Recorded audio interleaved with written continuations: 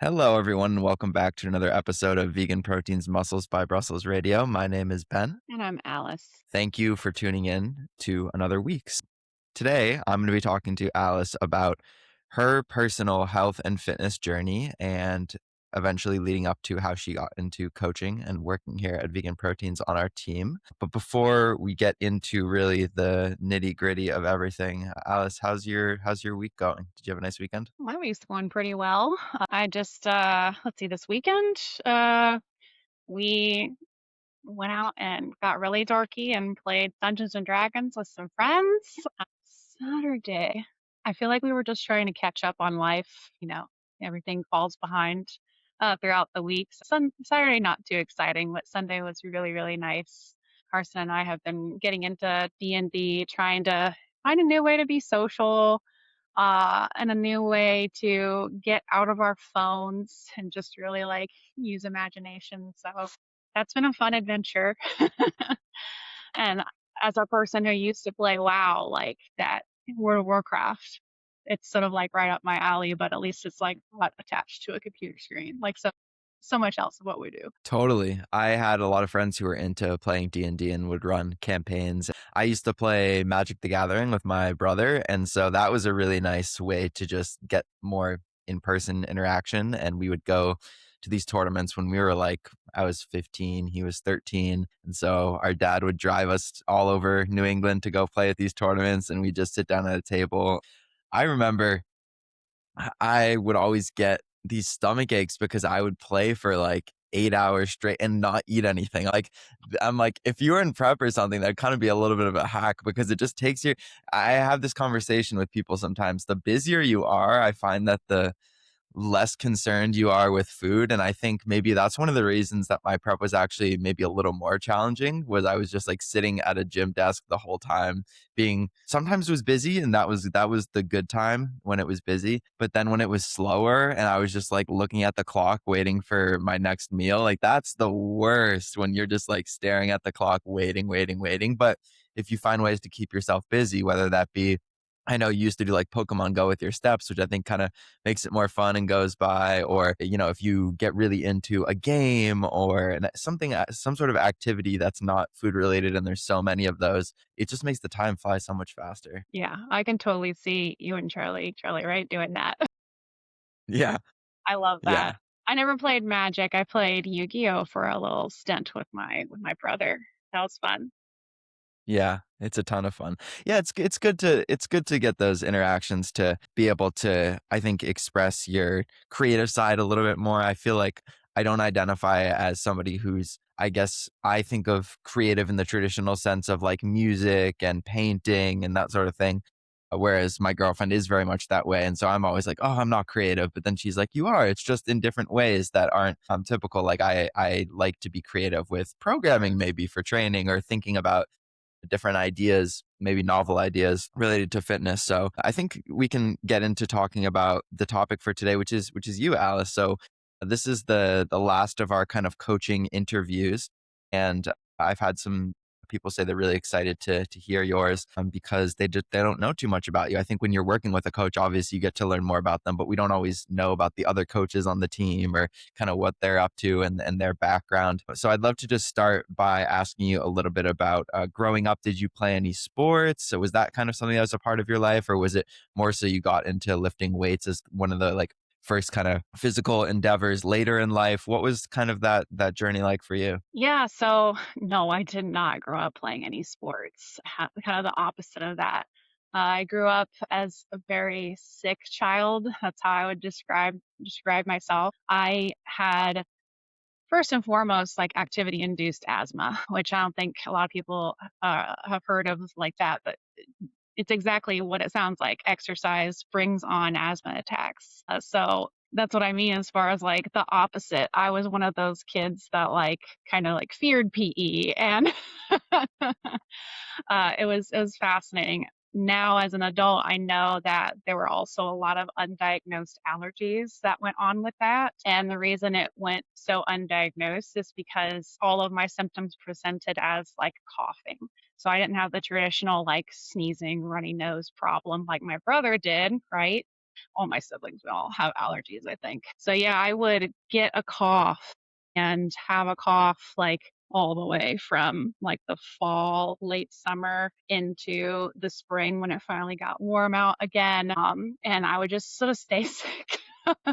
Not to make it too dramatic, but like I would get like co-infections like bronchitis and whooping cough and croup. So like literally the opposite.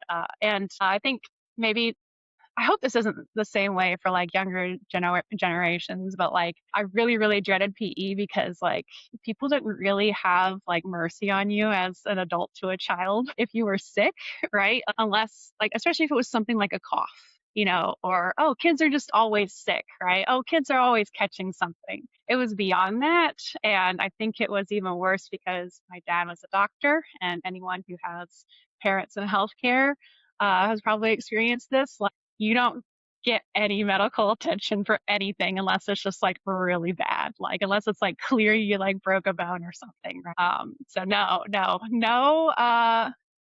sports whatsoever. Finally, like around 14 years old is when my mom started taking me and my siblings to the gym. And that's also about the time, like, when you get into high school in your PE class, like eventually they do take you into a gym session. And so it was around that time, like, wow, finally something that I actually enjoy, that's something physical, right? And so because of my mom taking us and it being very family oriented, it was very positive for me. I uh, was very consistent in going to the gym pretty much my entire life. And I'd say, like, I don't know, do you want to talk? Can I get right into like the bodybuilding introduction? You think that's okay?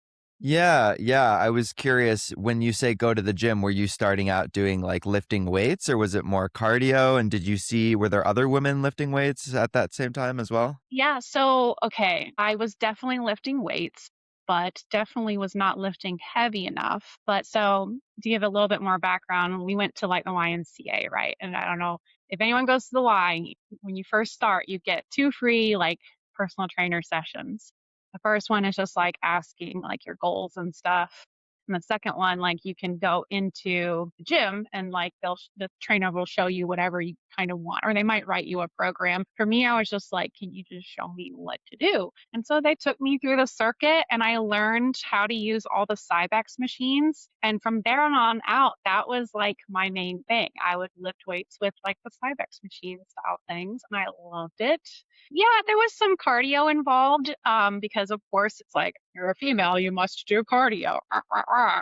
But I was definitely wasn't my favorite thing. I did it, and I will say the positives from the cardio that I did help me like overcome that activity induced asthma eventually, as a young adult. So yeah, it was good things. No, there were.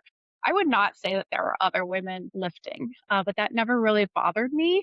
I never looked around and was like, huh, why am I the only female? That's really cool that you were able to get some of the like cardio adaptations as well from lifting and that kind of helping some of that exercise induced asthma. I know for myself, I grew up playing more cardio based sports and then getting into lifting weights. I found that it was still challenging those pathways. Like I would still get to the end of like a really heavy or hard set and I'd be breathing pretty heavily and pretty hard. And when I go and do cardio now, like I can just go for a run or do something that's a little bit more strenuous. And I know for some people who lift, that's not the case. Like some people who are lifters and they try to go do cardio and they're like, oh my God, this sucks. This is the worst. So I wonder if there is somewhat of the fact that, like, ultimate frisbee, for instance, Mm, that is some of the best conditioning that I've ever done because you are just running around nonstop. So maybe there's still some like lingering effects from that in the conditioning there. But I will say, I feel like lifting to a certain extent has made my cardio better because now when I go, like recently I've been walking on the incline on the treadmill and I'll jack it up to like 15 on the incline and like see how far I can push the pace. And I'm surprised that like I can push the pace pretty hard and like regulate my breathing. So I do think lifting won't give you all of the benefits of like intentional cardio, but it will give you a lot. So I really feel like that's another reason why we always say, like, if you're going to do one thing, lift weights. yeah, absolutely. Totally agree. I'm glad that you were able to experience that through the ultimate frisbee. That's so cool. Yeah. That's so cool. Yeah. Your background. Yes. I wish I I was know. sports. But besides, I had a very, very short stint with like roller skating. But other than that, yeah, that didn't last long.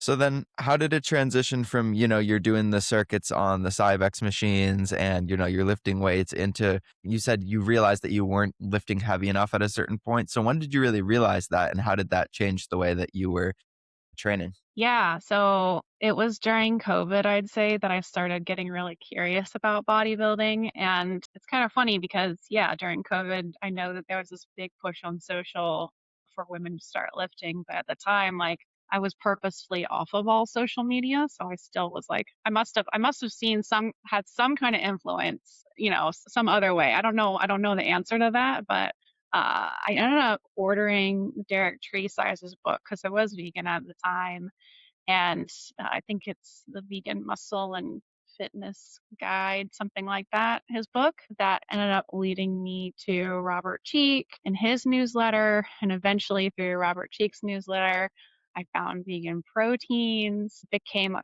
client that, really long story short, helped me realize that I wanted to become a coach, and that led to me eventually working for Vegan Proteins and learning, of course, going through the bodybuilding journey with Vegan Proteins, and won my pro card as a bikini athlete in 2024. And then also just did my first strongwoman competition in January. So a lot happened really, really fast. And here I am today and just like loving the athlete life. Well, it's cool to see that natural progression. And I think, it sounds like you fell in love to a certain extent, or at least liked going to the gym enough to like keep doing it all the while. And then you got to a certain point where you wanted to know more and you wanted to do more as well. And so was working with Vegan Proteins and with Danny and going through kind of your first competition. I know that when you first started, you did a build with Danny like prior to doing your first competition season. So was that where you feel like that skill of like really lifting heavy and lifting hard was developed during that kind of first build, which then allowed you to develop kind of the muscle mass for your first prep? Did I get that timeline right? Yeah, yeah. Well, I'd say just like so many other people started out doing like more of a cut and trying to put on muscle at the same time as losing body fat. And I saw great results. I got a lot of new muscle very quickly. I was really excited to learn how to use a barbell and really start to figure out what it meant to lift heavy. I found that I'm actually really strong and a lot stronger than I ever thought possible. And yeah, it just progressed really, really sort of typically in that fashion. Like you do the fat loss first, and it's like, I want more muscle than this. And so learning through experience that really, if you want to really move that needle, like you got to gain some weight. So I went through that whole process. And that build was a little over a year. So it was pretty significant. And yeah, thankfully it was enough to win my pro card. Was that something you struggled at all with? Was going through that first build? Was that, I know that's tough for a lot of women, is like intentionally committing to that weight gain in the pursuit of adding muscle? Or was it something for you where it's like, I know this is necessary for my goals to compete. And so I'm going to do it. And I'm actually curious, how did you like make that decision from like, I want to put on more muscle or I want to be leaner, like just kind of more body composition focused to like, oh, now I actually want to compete? Like what kind of spurred that for you? Well, I mean, I had the urge, like, definitely the fascination to compete. I mean, the moment I ordered Derek Size's book, like, you look at the front of that, and him and his wife, clearly bodybuilders, right? And so I knew enough about him that I was like, this is something that might be in my future.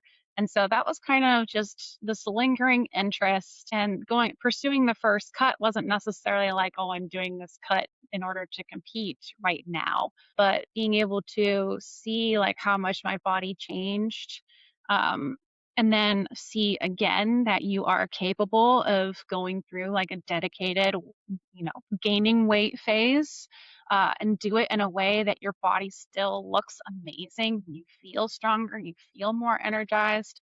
You can still be gaining weight, and your labs like improve. Like witnessing that like firsthand, like I never, I didn't always have the greatest relationship with food or with my body, but definitely for me was something of like a positive and healing experience. Yeah, I definitely say that like bodybuilding has made me like learn to love and appreciate my body more than anything. I'm totally with you on that. I think you come to just see yourself at different sizes and different body compositions, and you maybe are a little bit uncomfortable at times, but then you kind of just get used to it. I think to a certain extent, the more that you do it, and the more that you do the inner work alongside that, to be okay with yourself and recognize like, okay, my value is not tied to the way that I look or the way that my body looks, and I'm doing this because I'm either chasing a goal or I want to kind of just like experiment and see what I like. And I think that's a really powerful message for women out there too, to be saying that, you know what, you can actually gain weight. It's okay to gain weight and you can actually look better. You can be healthier. You don't have to, shrink or be smaller. You can build and that's okay to for everyone to have their own goals and their own definition of what healthy looks like for them or what strong looks like for them. I think that's really empowering for probably a lot of people out there who are maybe scared of going down that path. Absolutely. And, I do work with a lot of women coming looking to build muscle, and eventually we end up on a build. And there are definitely uncomfortable moments. The first time you're going through it, it's hard to wrap your head around because we're literally like doing something that goes against what society has programmed us to do. But then we experience it, and maybe by the time we get through the build and come back down a little bit for another cut, like they look back and it's like, wow, look at the changes. I feel so much different. I feel so much more confident. Feel so much more self-acceptance. It's not overnight, but it's definitely like something very, very powerful that I recommend. I recommend to a lot of you ladies listening. I feel like that's also one of the reasons why it's so important to not only talk the talk, but to walk the walk as a coach so that you can put yourself in your client's perspective and in their shoes and say, like, I've been here. I know how it feels. It's going to be okay. Like, this is what we're going to do. And them like seeing you as also like the physical example of like, oh yeah, Alice, she looks amazing. Like I can do it too. And of course, everyone's going to have their own journey, but I think it's just nice to be able to have somebody, by your side who's going to say, I've walked down this path and I'm going to help you do it too. So going back to the bodybuilding topic, you embark on your first competition prep, you go through that process, you end up winning your pro card, which is amazing. And I'm sure it was a fantastic feeling. Talk us through kind of like how that was for you, your first season, maybe some kind of takeaways that you had, lessons that you learned, and just overall, like, what you thought about the process. And did it make you want to say, I want to compete again? Or was it something that's like, I'm maybe going to take a break from this for a little while? Like, what did you kind of walk away from that season concluding? Yeah, so I won my pro card and I got invited to be on the plant belt vegan strong team. And this was like, so many things were coming into reality that I had wanted for so long. And I was like, there's no way that I can turn this down, right? So I knew for one that I wanted to do my pro debut show. So I literally like just a few weeks after winning my pro card, I went and competed in Georgia. That was a really positive experience. I won third place in my class. So still walked home with a trophy. I was just like, man, so much validation. This is so positive. And the only problem with me competing with the vegan strong plant belt team is that it was such a long way away. I think at the time you and I were talking about that, and it's like, man, we're gonna do this. Like, that's gonna be a long like trying to maintain and then maybe cut again. And but I knew that I would regret it if I didn't. So I did it. I went and I competed at your N Cup and I competed at Mr. America. I had been lean for too long. It was very, very challenging. And I'd say like I learned more lessons and takeaways from like that portion of the competition season than anything else. And especially like afterwards and the recovery process from that. Even more just learning about like what being too lean for too long can do to you, like hormonally. And I think that that has led me to be able to help so many women in perimenopause and postmenopause because the process of, getting your hormones back in line is very similar in my opinion. So lots and lots of takeaways. Like, just not that I ever thought to myself, I want to stay competition lean forever, but like, whoo, now I have lots of ammunition that is like, no, you definitely don't want that. Is that good? I feel the same way. I mean, we were kind of on similar trajectories and paths there. And I couldn't even, I was planning to compete at Mr. America and I didn't even end up making it because I was so burnt out and like so psychologically fatigued that I had to tap out before it got any worse. And I think that like you, had I stopped my season in the spring, I think my reverse test recovery would have been very smooth. I was feeling still pretty like, I was grinding, but I felt like, you know what, it's like I still had control around food. I still was like, okay, I don't mind doing this bodybuilding stuff, but then drag it out to the fall and I'm like, training isn't that fun anymore. I want to eat everything in sight. I don't even feel like going for like my normal walks, which I really like. So it was tough. And so I definitely learned a lot through it. And like you, I wouldn't say that I regret it because I think for one thing, I know without a doubt that that will probably be like the most difficult prep experience that I ever have, that first one, because there were so many mistakes that I made and I kind of anticipated that would be the case. And I think like anything, you try to find the silver lining in it and you say, you know what? That didn't exactly work out the way that I wanted, but like for instance, for yourself, getting up there and competing with the plant built team, like that's an experience that you'll always have. And I think that there's always positives to come out of that. So you have that kind of post show period. If anyone wants to learn kind of more about our prep experiences, we did do a whole podcast or maybe two on talking about our preps and some parallels there that you can go check out in the archives. And then you decided that you wanted to pursue strongman or strongwoman training. And I'd love to know how that has been going. You did your first competition, and I'd love to kind of catch us up to present day and what your current training goals are with strongman, strongwoman, and bodybuilding in the future. Yeah, so wrapped up my season. Mr. America was November of 2024 and immediately went into a build. The goal being to build for 2 years before embarking on my next cut, not even before competing again. Like, I wanted to build for like a solid straight 2 years. At some point, uh I don't want to say boredom set in. I want to say more like just like anxiety from the goal post being so far away definitely set in.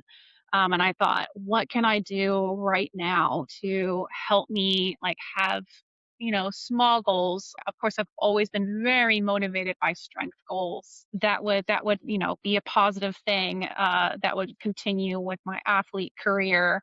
And so I've always been fascinated in other strength sports. I went to the Tampa Fit Fest last July, so July 2025, and watched. This was perfect because I got to watch literally every other team on the plant belt team compete and get a little taste of what everyone was doing. Strongman, I was able to go and see all of the women go and pull a truck outside the Tampa Fit Fest. And I was just like really, really shook by that and especially impressed because just like even what I would describe, as like some of the smaller competitors, like they were all pulling this truck. And I'm just like, this is something that I could actually do one day. So I was really inspired and started talking about potentially training for this. I ended up working with Brady Crandall, the uh, team captain of the plant belt team, for a few months, and he helped me prepare for my competition in January. It was very intense, very, very intense training, lots and lots of volume, and did great at the competition. It was such a breath of fresh air, like how positive all of the other athletes that were competing there. I had people, complete strangers, just approach me and be like, "Oh, wow, you're doing so great. We're so happy to see you here." And even the promoter, like, it was just very, very different than bodybuilding. Like, the promoter would be reaching out to me like regularly, asking me, "Hey, would you want to try this? Hey, what would you feel about me doing like a athlete introduction for you?" And I'm just like, whoa, I wasn't expecting any of this. And so, like, totally, totally different than the bodybuilding competition experience. So I definitely want to do more.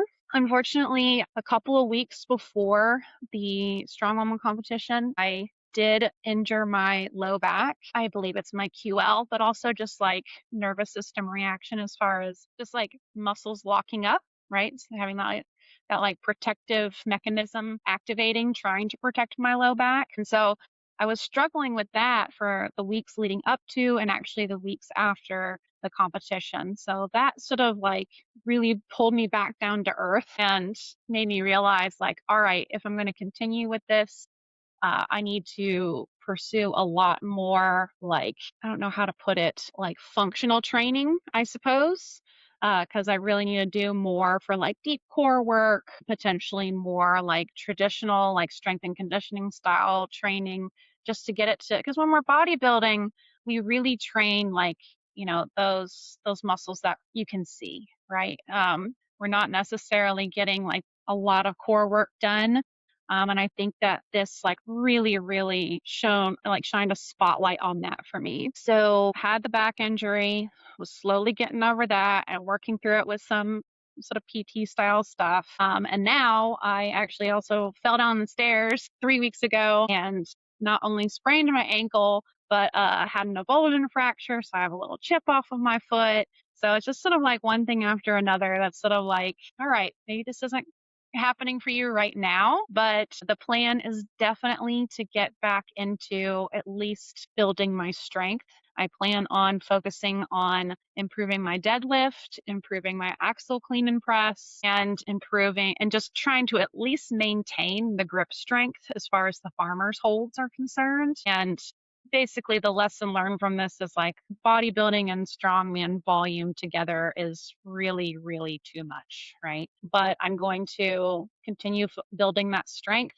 Like I'm too far into my bodybuilding journey to be like, all right, let's just pivot. Let's just drop this and go to strong woman. I have like unfinished business. I plan to, I would really, really like to compete in women's physique, pro women's physique for my next season, which is going to be probably late summer, early fall 2026. And honestly, I'm thinking at some point I would like to switch to more of a focus in strong woman. I'm just not quite ready to be there yet. And in the meantime, making those core foundational lifts, growing those so that they'll be able to translate into my strong woman career later. So hopefully that wasn't too long. No, no, that was great. And you answered the question that I have, which would be like if you were, with bodybuilding, what kind of next season were you considering? Did you mean 2027? So next year for? Okay, yeah, I figured that would be the case. That's awesome. I know that we've had some conversations about that as well in terms of, kind of deciding, do you go off the category that, you're, maybe some people would say you're more suited for, or do you go with kind of what your heart is telling you and what really you desire and have a passion for? And to be honest, it depends on someone's goals, but I think being process oriented as bodybuilders tend to be and not as outcome oriented, or I would hope so. I think you have to listen to what division you're going to really enjoy competing in and what calls you to that. And I think that you can change over time too. Like you can start in one division and decide that you want to try another division. And I think that having something that really lights you up inside is really important, because that's what's going to allow you to put your full effort and full self into that. So I'm excited to see you transition into a new division. And those poses are fun. The muscular poses are fun. Like I'm sure that it's something that you missed in bikini, is not being able to really like flex and show off all the muscles that you have. I think that that's a cool part of some of the, like even with figure, it's only symmetry poses, so you don't really get to hit the flexing poses. So I think that's an awesome thing with women's physique. Exactly. I did posing coaching for Carson throughout his competition season last year, and that was an incredibly positive experience. And of course, accompanied him to his shows. And yeah, I already had like, you know, I think all of us have sort of some kind of soft spot or some kind of admiration for like the full blown bodybuilding posing, right? But yeah, being there with him. Originally, he wanted to compete in classic physique. And as we were going through the cut, I was like, more and more I'm seeing men's bodybuilding. And at first, that was so difficult for him to hear, I think. But when he started really, really like doing a deep dive and looking into the category, he was like, no, you're totally right. And I'm like, this is good news. Look at all these awesome poses you're going to get to do. And so he got some coaching from Jamal, and then I also helped him with his posing the closer we got to competition, just to help him like personalize things. And he got up there and like, I gotta say, like he blew the other competitors like out of the water as far as his posing was concerned. And I was just like so proud. It's fun. And I'm happy to, I'm hoping that I won't have to wear heels again. That's another thing about women's physique is you get to go out there barefoot. That's a nice one. That's a definitely a pro is not having to. I've seen some federations, I don't know if they're the United States, maybe abroad, where they are hitting like women's physique poses, but in heels, and that seems incredibly difficult. Incredibly difficult. So you mentioned Carson. You guys are both vegan, obviously, and I'd love to know, kind of transitioning back again in the timeline, what kind of led to the decision of you becoming vegan? When did that start? Maybe when were some seeds planted? When did you kind of fully take that leap? Yeah, what's that whole, process been like? And, any benefits that you've noticed or like challenges, anything that you'd like to share? So much. Well, I always have to start out by mentioning my brother, my little brother, Andrew. He went vegetarian when he was in high school and went vegan as soon as he graduated and started going to college and becoming more responsible for his own food. He always inspired me, and I was always very like envious of that. But I mean, like so many other people, lots of challenges holding me back. I had a terrible relationship with food growing up. I was a very picky eater, but also to add to the complications, I was diagnosed with ulcerative colitis when I was 19 years old. It's a genetic disease. It is hereditary. And so when you get an inflammatory bowel disease like colitis or Crohn's, the whole world is constantly telling you that like different foods are the enemy and they're out to get you. And you have to figure out which foods are causing all of the problems. So that was really, really challenging, especially as someone who grew up so picky and having such a hard time just enjoying eating at all. And then adding on to the terrible, terrible like symptoms of colitis, literally like you eat certain things and it's like you are punished immediately in the bathroom for it. And so, I spent my 20s really like looking for the perfect diet. Um, they kind of teach you like, oh, if you find the right foods, then maybe it's going to cure you. Like that's sort of like the trend, the belief. It's a lot more complicated than that. So I tried elimination diet after elimination diet. I tried healthy eating behaviors after healthy eating behaviors. And eventually I landed on veganism. And at first I did think that I had found the cure, because it just transformed my day to day quality of life so much. I was able to bring just like total body inflammation down. I'm sure over time, I was also in the background building up so much more of a healthy gut bacteria. Now, it didn't keep the flare away forever. I don't remember exactly how far I was into my vegan journey, but a flare did come again. I have learned since that, like, the vegan diet is what gives me like the ability to thrive like day to day. Like there's the aspect of like what the food can do to your gut, but then there's the aspect of there's still this genetic disease that can definitely cause you to have a flare, even if you are quote unquote doing all the right things. Stress can be a problem. Something in our environment that we don't know what it is can be a problem. And because it's a genetic thing, like someone else who doesn't have these genes could be eating the same way and not experiencing this, quote unquote punishment like I do, So it's very complicated, but I take biologic injections now. And that is what keeps me free from having flares. I've been on that for Oh, 3 years now.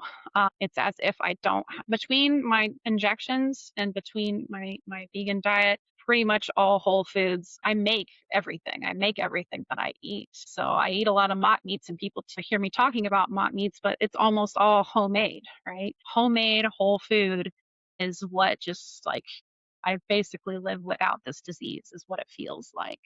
So it's super powerful. It can absolutely help so many people manage these debilitating diseases, and in some cases, more like diabetes and such. I've heard of people being able to cure and reverse it, right? So it's transformational and it's amazing, and I'm so grateful. And I tell people all the time that yeah, the vegan diet like saved my life. It's such a cool story. And I think a lot of people could probably relate to this where they're kind of looking for answers. They stumble upon maybe a plant based or a vegan diet and they see so many positive changes from that and in adopting that.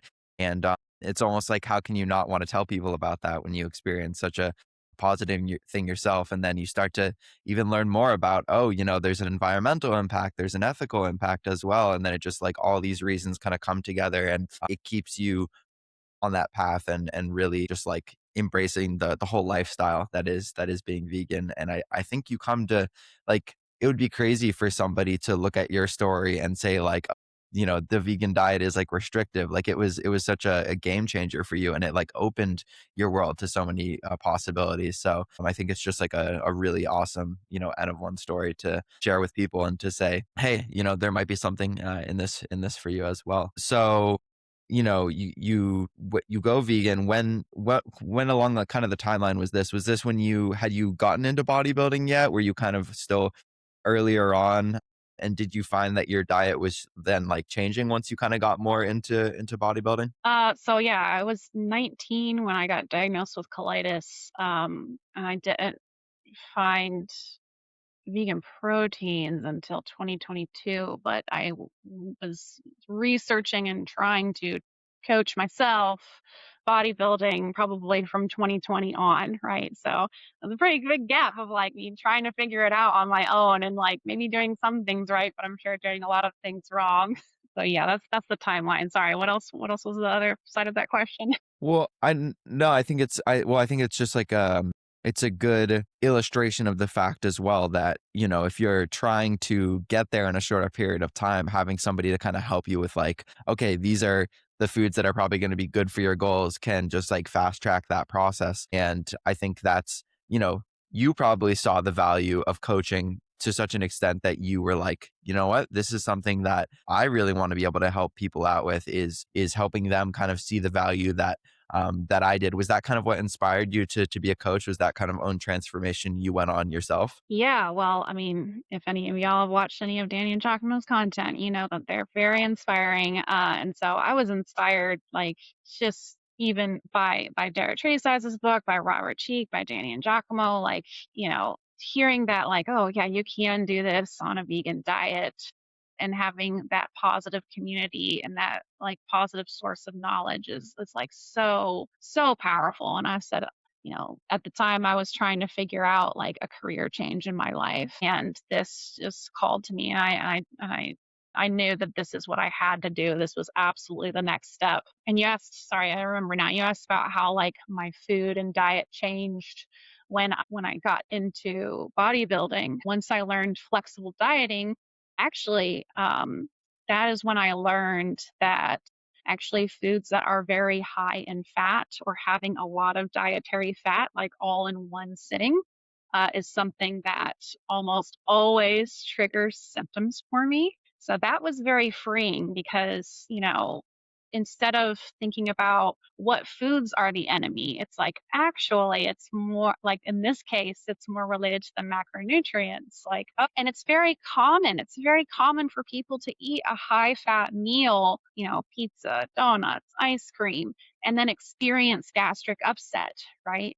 So it's no surprise that that is something that like has this huge, powerful impact on my colitis. So that, like, once I learned that, wow, it was so freeing and so much better knowing that like, no, there's nothing wrong with a piece of pizza. There's nothing wrong with the donut. It's just we have to be cognizant of like how much we're having, how frequent these are sometimes foods, right? There's such thing as having balance with including these things in our life, on occasion. So it was transformational. And that's also when I discovered seitan. My first seitan recipe I ever made was you go into the VeganProteins like website and you scroll all the way down to the bottom. Danny's smoky maple seitan recipe. That was the first one I ever tried and I was sold. And now it's like seitan is my favorite part of being vegan. We make it all the time. We eat it every single day. And it's funny because I was never really a person before going vegan to be like, oh, I love meat. No, but I definitely would say I love bread. I think a lot of ladies you can relate to that. But coming up with basically, these they used to call it wheat meat back like OG vegan times. Figuring out those recipes that I love. Like now that I have that, and I also use vital wheat gluten, which is the main ingredient in seitan to make like protein bread and such. I get so much protein. It's easy. It's so easy for me to eat a ton of protein every day. So yeah, it's very empowering to learn to track macros. A lot of work right up front. But after a couple, the first month or two, like, wow, life starts to change and you start to understand food on so much of a deeper level. And it's really sad and unfortunate, like how lost and confused we are, like in general as Americans, I would say, when it comes to like nutrition education. But highly recommend you to have the skill to be able to look at a plate of food, maybe not know exactly what the macros are, but be like, I know about how much protein is in there. I know about how much fat is in there. I know roughly amount of calories. Like that's a powerful skill and one that can really like change your life. I love all of that. And I feel like I think of you as like the queen of high protein, like macro friendly recipes in our little vegan proteins universe. And you wrote a book about the athlete's guide to going vegan. Is that the name of it? Yeah. And do you want to talk a little bit about that and what inspired you to write that? Yeah, so wrote that book. Every time that I worked for the Vegan Strong booth. So when I first started working for Danny and Giacomo, and I would see them go to this booth, I would just be like, man, what do I have to do to help you guys out going there? I started out volunteering for them. And making my own way down there and kind of like learning the ropes and having many travel adventures and just like every second I'm there, like the energy is just so like I can't even really describe like the good energy. Being able to advocate in a way that you are speaking to being a vegan athlete and how much it has helped like change my life. Gosh, like nothing gets me more like pumped and excited. I'm so passionate about that booth. And so having all these conversations and having like learning how to be a vegan advocate, basically. Like I walked away so many, or people would walk away so many times, and I wish that I had something to be like, here, step by step guide for you. We do have a booklet that has some really great information, and it has a whole like weekly meal plan, like sample meal plan for people to try, and that's already at the booth. But like I wanted something that's like here's everything you need to know about being vegan, about being an athlete and being vegan. And here are all my favorite recipes, and here's how I do it. And talking about veganism more on like a basic level, like what it's really about, the animals, the environment, our health. And so I was just so many times I left that booth thinking like I wish I had something like that for people. And so it was leaving home or leaving from the Run Disney marathon that I was driving home and I'm always so inspired like on the drive home, the road trips home. And so I'm literally like dictating into my phone. Like I wrote I'd say I wrote at least 60% of the book on the drive home from Florida to Virginia, dictating to my phone. And I knew I had to put recipes in there. So that was probably the thing that took the most amount of time to like wrap up. And that's why the book wasn't like instantly done. But I just finished it and self-published in February, and you can get that on the Vegan Proteins website, and you can also get it on there's just a little website called Payhip, Payhip, payhip.com/Alice Robinson, and look up how to spell my name because everyone spells it wrong. But you can also just get it on the Vegan Proteins website for simplicity. But yeah, I think it's a great experience. I'm not looking to be famous with this book. I'm not looking to make a ton of money. I'm just looking to like help people, help make this lifestyle easier, and just brain dump all of my knowledge like the Matrix into someone else to be like, here, you can do this, and you're gonna do great, and you're gonna thrive. That's what it's all about. And that's why we coach too, right? It's not because we want to be billionaires or anything. We want to help people, and I think if somebody's not ready for coaching, or it's not a right fit for them at this time, getting that book would be a really great starting point for them. But going back to the topic of coaching, what do you feel like being a coach has perhaps taught you about others and about yourself? And has there been anything that's kind of surprised you about being a coach? I mean, I think the short answer, I think the short answer about like what coaching has taught me about myself is just how much human connectedness means to me. I talk about this often. I'm just really, really driven by understanding people and supporting them through various challenges and helping people achieve their goals. I don't know. I find a deep sense of purpose in this career. Who wouldn't? Why else would you become a coach? You have to have that drive and that purpose. And I think also, like, I think it's taught me that the whole concept of, oh, you're an introvert versus you're an extrovert, I think that's complete and utter BS. You can absolutely learn to be more introverted and gain social skills and gain that confidence and learn to be energized by other human beings. I'm the perfect example of that. What changed my mind? What are some things that like coaching changed my mind about? Honestly, that like, and I don't know if I necessarily thought this in the beginning or when I was first thinking about becoming a coach, but I think that the general stereotype is that the problem with the fitness industry is like laziness, right? And what I've learned and I feel so passionate about now is that we literally now like live in this world that teaches us to put ourselves last, like again and again and again. And we're so busy carrying the weight of like everyone else's needs, whether it be our employer, our coworkers, our family, especially if we're a caregiver, that carrying all that weight, it just makes us exhausted. It just makes us burnt out. And self-care, I think, has just become an absolute lost skill, if that makes any sense.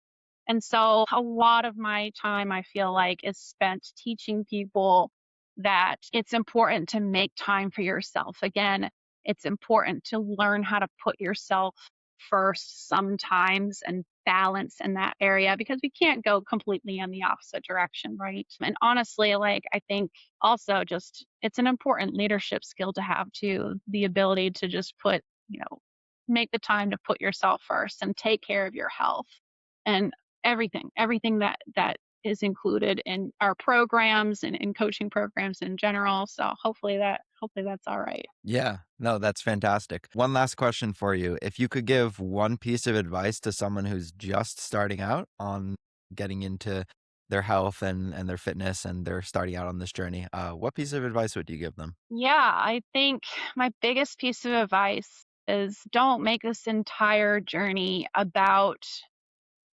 shrinking your body. I think that there's absolutely nothing wrong with having weight loss goals, right? That's the main reason most of you are listening to our podcast, main reason most of you are here. But, helping people lose weight is my specialty, right? But here's the thing, the journey is not over when the weight has come off. It's also going to be about building strength, building confidence in yourself. That's a lot of what this is really going to come down to, building some self confidence, gaining energy back because we're just so zapped and so burnt out and so exhausted. and just giving yourself the gift of self-respect. That's like, I feel like that's really at our core, like what we try to be about here at Vegan Proteins. And not to mention just like investing in your health in a way that will last for decades. Really powerful, Alice. Is there anything else that you want to leave the listeners with before we kind of close things out? No, just let us know if there's anything else you want to hear about on these podcasts.